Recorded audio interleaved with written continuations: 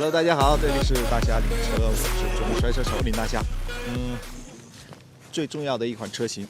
赛克隆的 RC401，一款反晒车型，中等排量的一款反晒车型。第一次接触，然后呢，第一印象还是相当不错的。这个车有2个特点，我觉得是，未来的一个比较好进入市场的一个卖点，或者说它的一个宣传点吧。一个是它的整车的外形啊，赛克隆终于摆脱了一个以前很多车友说的赛克隆的车做的就差那么一点点那种设计感。现在来看的话，从颜值来说，外观颜值来说，包括它的配色都非常年轻，非常有战斗性。第二个呢，目前我们收到的消息，这款车的这个售价也是相当的给力啊，完全一改之前大家对赛克隆的这样一种传统认知。可能大家从很多渠道已经了解到这款车的一个大概的一个价位，但是现在厂家还没有正式的公布。如果说有了颜值，有了这样一个比较适合市场定位的这样一个售价的话，我觉得这款车是具有相当大的一个市场。因为毕竟买这种车的年轻人，或者说内心还不太老的这样一个骑士，他们对这种车款的一个接受度吧，从颜值到售价，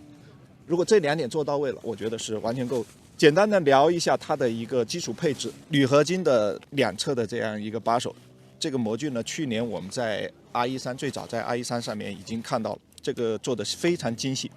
TFT 的这样一个全彩屏，前避震是一个很粗壮的一个倒立叉，而且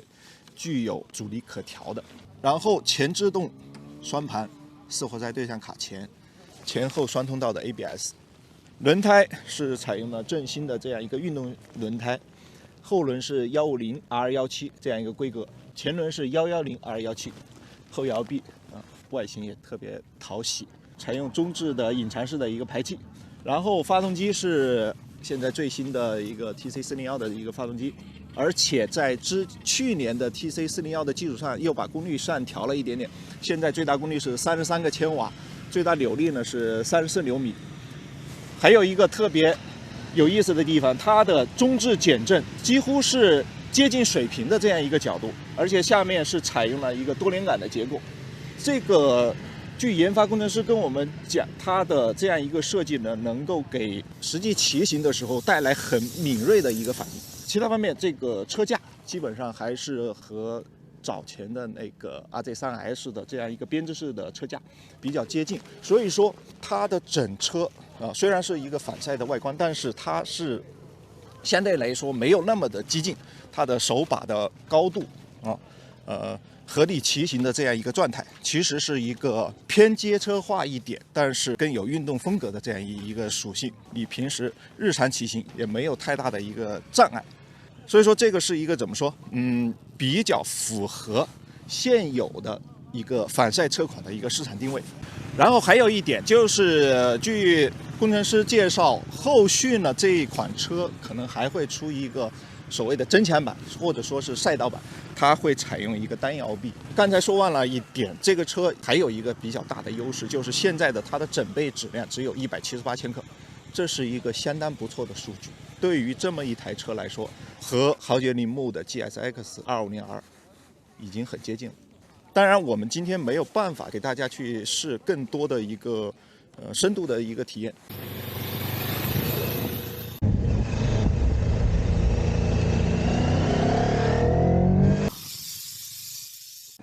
日常骑行的时候也还比较容易获得这样一个舒适度，你不用刻意的去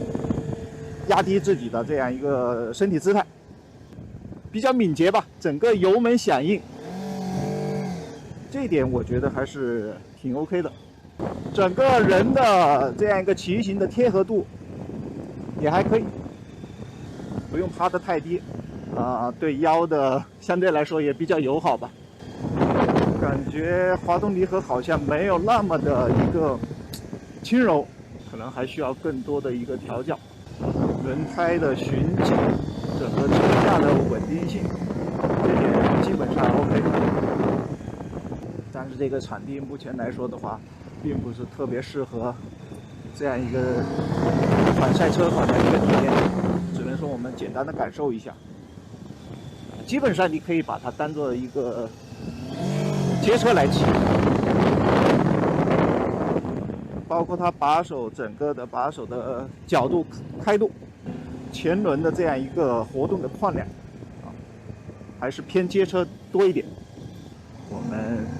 尽可能稳一点，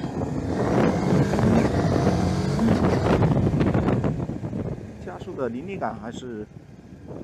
能够比较充分的能够体现出来。因为时间有限，另外一个场地的条件受限制，而且还包括有很多车辆同时在体验，那么我们只能简单的做一下这种反馈。如果要总结的话，可能在前面已经把之前的2个观点抛出来了，一个是它的颜值 OK 了，然后呢，有可能的市场价格也比较 OK。